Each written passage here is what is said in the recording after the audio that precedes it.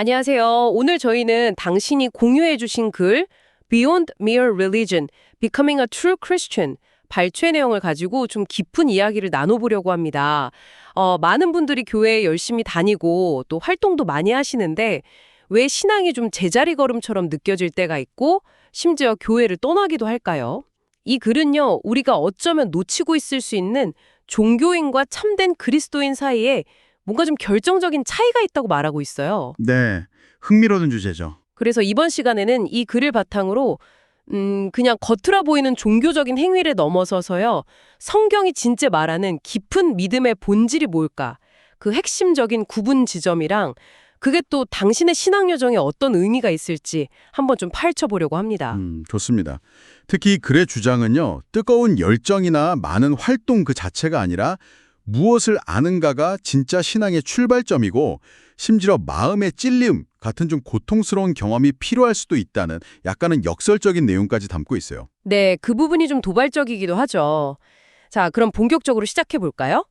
글의 시작은 저자의 개인적인 경험 그리고 관찰로 시작하는데요. 10대 때는 그냥 친구들 따라서 교회를 다니다가 20살 겨울 수련회 때 그때 성경 이야기가 처음으로 자기 이야기처럼 다가왔다고 해요. 그러면서 이제 진지하게 신앙을 받아들인 거죠. 아, 네. 그런 계기들이 있죠. 그 후에는 정말 친구들이랑 엄청 뜨겁게 봉사하고 예배드렸는데 근데 시간이 꽤 흘러도 계속 반복되는 죄의 문제 앞에서 좀 좌절하고 영적으로 성장한다는 느낌을 받지 못했다고 아주 솔직하게 털어놓더라고요. 열심은 있었는데 변화는 없었다. 더 안타까운 건 30 중반쯤 돼서 돌아보니까 그때 같이 그렇게 열심히였던 친구들 중에 일부는 아예 잘못된 길로 빠졌거나 심지어 신앙을 완전히 등진 친구들도 있었다는 거죠. 아, 정말 안타까운 현실이네요. 주변에서 그런 이야기들 종종 듣게 되는 것 같아요. 그리고 또 다른 사례도 소개하는데요. 50대 중반 남성분의 이야기예요. 이분은 성경 내용이 너무 어렵게 느껴져서 뭔가 좀 신비한 체험을 통해서 하나님을 확인하고 싶었다고 해요. 그래서 간절히 기도를 했고요. 네. 그랬더니 뭐 손가락이나 엉덩이에서 심장이 뛰는 것 같은 좀 기이한 느낌들을 경험하면서 그때마다 하나님 살아계시구나 하는 강렬한 확신을 얻었대요. 그런 체험을요. 네.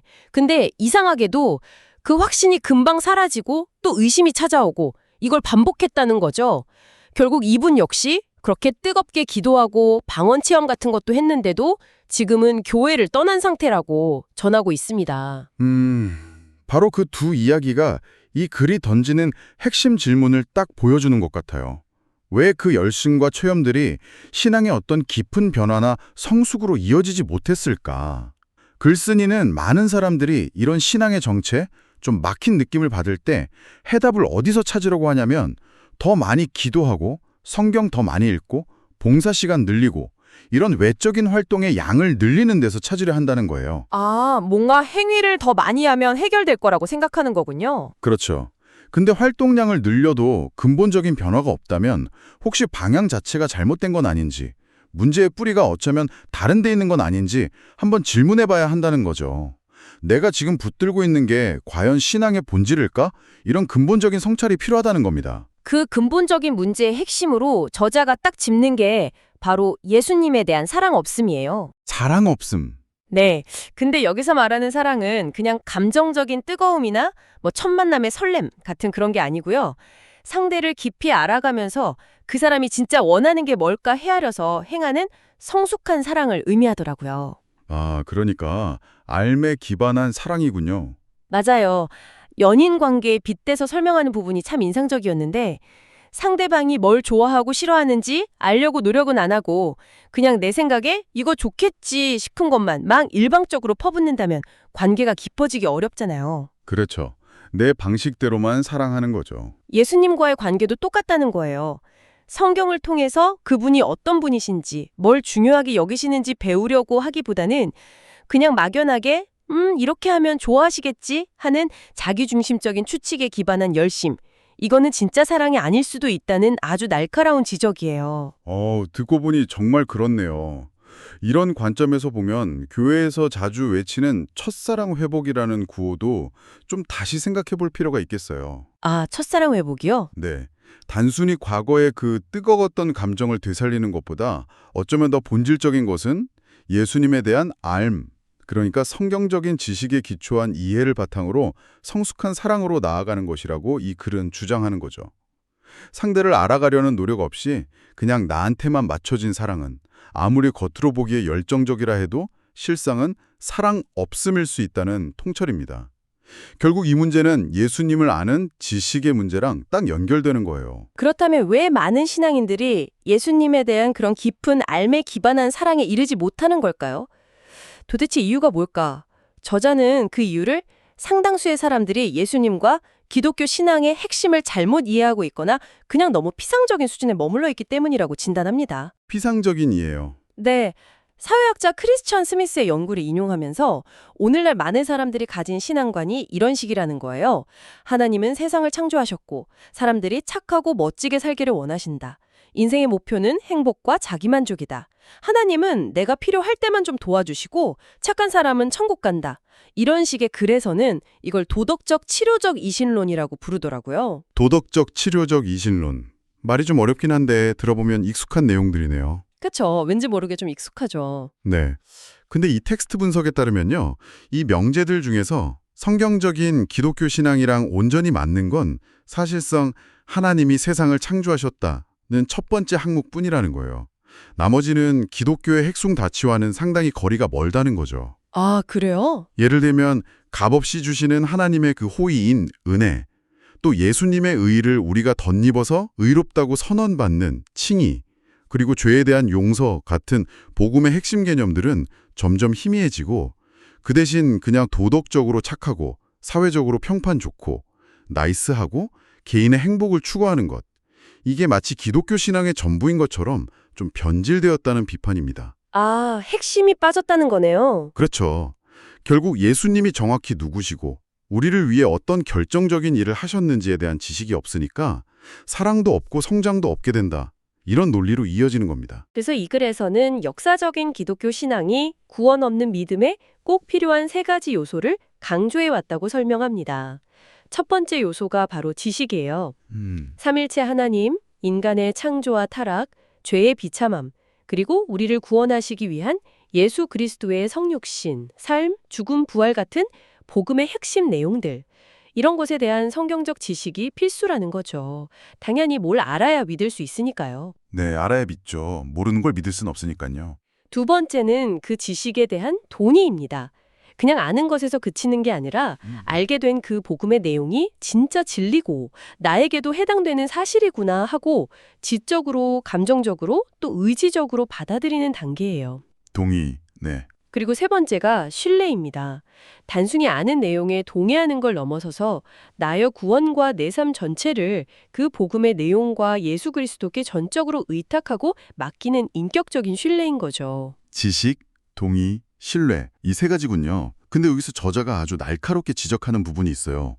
뭐냐면 현대의 많은 교회가 좀 안타깝게도 첫 번째 지식과 두 번째 동의의 중요성을 좀 간과하거나 충분히 다루지 않은 채 그냥 바로 세 번째 신뢰만 강조하는 경향이 있다는 거예요. 아, 앞단으로 건너뛰고. 네, 그냥 믿으십시오. 모든 것을 주님께 맡기십시오. 이렇게 막 독려는 하는데 정작 뭘 믿어야 하는 건지, 왜 그분을 신뢰해야 하는지 여기에 대한 명확한 지식이나 깊은 동의가 없다면 어떻게 온전히 신뢰할 수 있겠냐는 거죠. 듣고 보니 그렇네요. 누구인지도 모르는데 어떻게 믿고 맡겨요. 그렇죠. 그러다 보니 이런 상황 속에서 많은 분들이 신뢰하지 못하는 자기 자신을 보면서 나는 믿음이 부족한가 봐 하면서 막 죄책감을 느끼거나 신앙의 깊은 정체를 경험하게 된다는 분석입니다. 그래서 저자는 올바른 지식을 사모하고 배우는 것을 출발점으로 삼아야 한다. 그리고 그 지식의 근거에서 동의와 신뢰로 나아가야 한다. 이렇게 제안하는 겁니다. 그럼 이제 좀 더 구체적으로 들어가서 이 글이 말하는 종교인과 참된 그리스도인의 차이는 뭘까요? 어떻게 다른 걸까요? 저자는 모든 인간에게는 본성적으로 종교의 씨앗이라고 부르는 것 또는 신에 대한 의식 같은 게 내재되어 있다고 설명해요. 그래서 누구나 막연하게 남아 신적인 존재나 초월적인 힘을 인정하고 의지하라는 경향, 즉 종교성을 가지고 있다는 거죠. 그래서 역사적으로 봐도 종교 없는 문화는 없었다고 하고요. 네, 인간의 본성이라는 거죠. 네, 그런 의미에서는 누구나 종교인이 될 수 있다는 거예요. 하지만 그리스도인은 그 명칭 자체가 암시하듯이 훨씬 더 구체적이라고 강조합니다.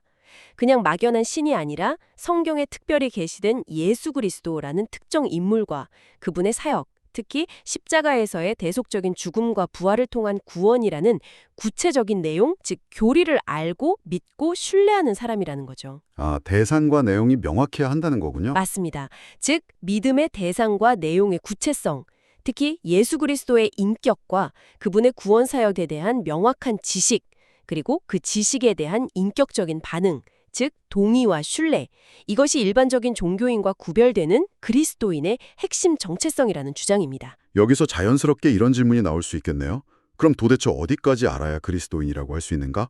기준이 뭐냐는 거죠. 네, 그렇죠. 그 기준이 뭘까? 이 질문에 대해서 저자는 성경 전체의 그 방대한 지식이나 예수님의 생애 모든 세부 사항을 다 알아야 한다는 의미는 아니라고 딱 선을 그어요.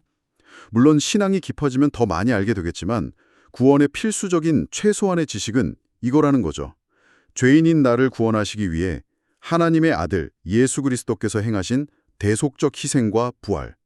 이 핵심적인 교리를 아는 것이라고 답합니다. 아, 핵심 교리? 네. 이 복음의 핵심 내용에 대한 지식, 그리고 동의, 그리고 신뢰가 없다면 아무리 교회 활동에 열심이라고 해도 참된 그리스도인이 아닐 수 있다. 그냥 종교적인 사람에 머물러 있을 수 있다.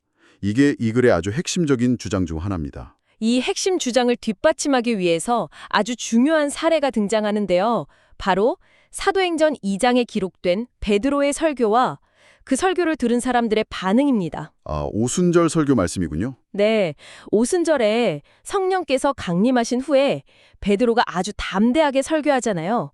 예수 그리스도가 누구신지, 하나님께서 그분을 통해 어떤 일을 하셨는지, 그리고 바로 당신들이 그 약속된 메시아를 십자가에 못 박아 죽였다. 이 사실을 아주 강력하게 선포합니다. 네, 정말 강력한 메시지였죠.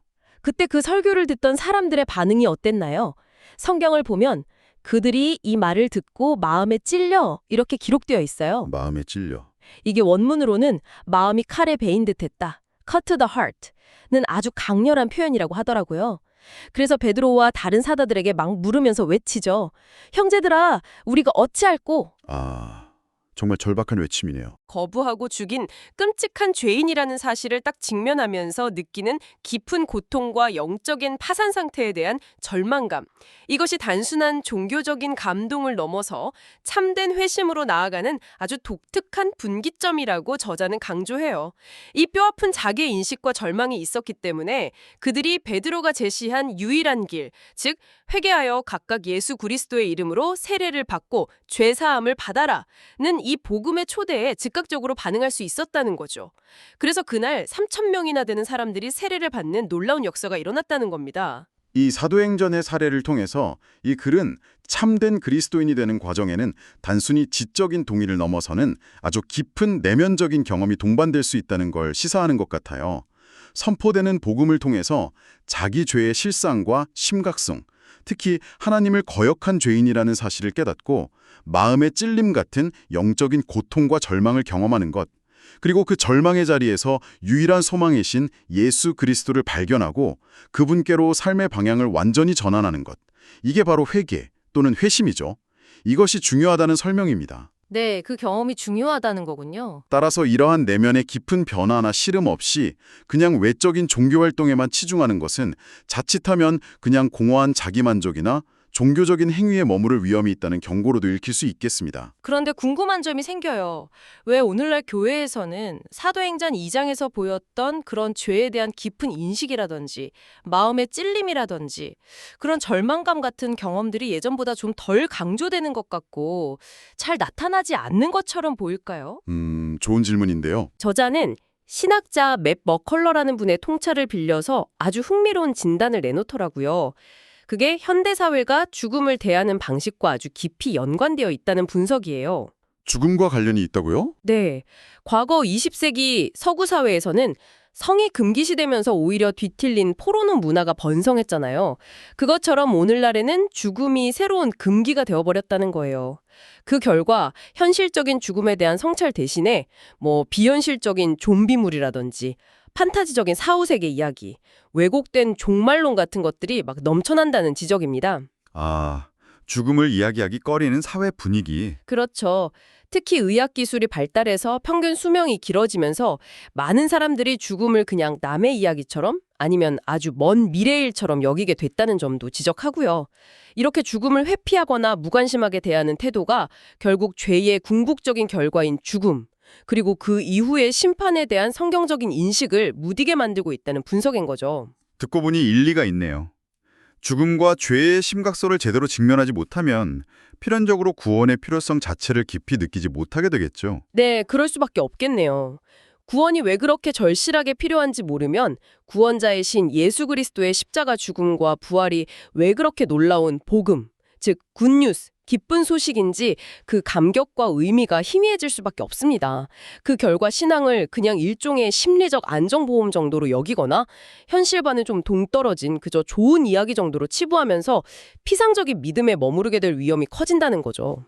이 글의 저자는 오히려 죽음의 실제를 정직하게 마주할 때 비로소 죄의 비참함과 영원한 형벌의 가능성을 깨닫고 구원의 절대적인 필요성을 절감하게 된다. 그래서 유일한 해결자이신 예수 그리스도를 진정으로 붙들게 된다는 점을 역설하고 있는 겁니다. 자, 그럼 이 모든 논의를 종합해 볼 때 이 글은 궁극적으로 우리에게 어떤 삶을 살라고 촉구하는 걸까요? 첫째는 죽음과 죄의 실제, 그리고 그 비참함을 피하지 말고 정직하게 직면하라고 권고합니다. 그 과정에서 찾아올 수 있는 마음의 찔림이나 영적인 절망감을 두려워하거나 외면하지 말라는 것이죠. 네, 직면하는 용기가 필요하다는 거군요. 둘째는 앞서 살펴봤던 구원 얻는 믿음의 세 가지 요소, 지식, 동의, 신뢰. 이것들을 자신의 신앙 여정 안에서 한번 진지하게 점검해 보라고 도전합니다. 특히 성경을 통해서 예수 그리스도가 정확히 누구신지, 그리고 나를 위해 구체적으로 어떤 일을 하셨는지에 대한 참되고 명확한 지식을 얻기 위해 부단히 힘쓰라고 강조해요. 지식의 중요성. 네, 누군가 당신에게 예수님은 누구신가요? 당신을 위해 무엇을 하셨나요? 라고 물었을 때 그냥 막연한 감정이나 느낌이 아니라 그 핵심적인 내용을 자기 언어로 설명할 수 있을 정도의 이해가 필요하다는 겁니다. 그리고 최종적으로는 그렇게 알게 된 복음의 진리에 마음을 다해서 동의하고 또 자신의 죄인됨과 하나님의 공의로운 심판 앞에서 철저히 절망하면서 그 절망 속에서 유일한 구원의 길이신 예수 그리스도를 발견하고 그분께 삶 전체를 온전히 내어 맡기는 신뢰, 즉 참된 회심에 이르러야 한다고 말합니다. 네. 이러한 과정을 통해서 막연한 종교인의 상태를 넘어서 예수님을 아는 지식 안에서 자라가면서 그 안만큼 그분을 깊이 사랑하고 또 그분의 뜻에 순종하는 삶을 살아가는 참된 그리스도인으로 성숙해 가야 한다는 메시지인 거죠. 이것이야말로 개인의 신앙 성장뿐만 아니라 건강한 교회를 함께 세워가는 길이라고 저자는 힘주어 말하고 있습니다. 오늘 우리는 Beyond Mere Religion이라는 글의 일부를 통해 열심에도 불구하고 왜 영적 성장이 멈춘 듯 느껴지는지, 그리고 단순한 종교 활동을 넘어선 참된 그리스도인의 본질은 과연 무엇인지에 대한 깊이 있는 관점을 함께 탐구해 보았습니다.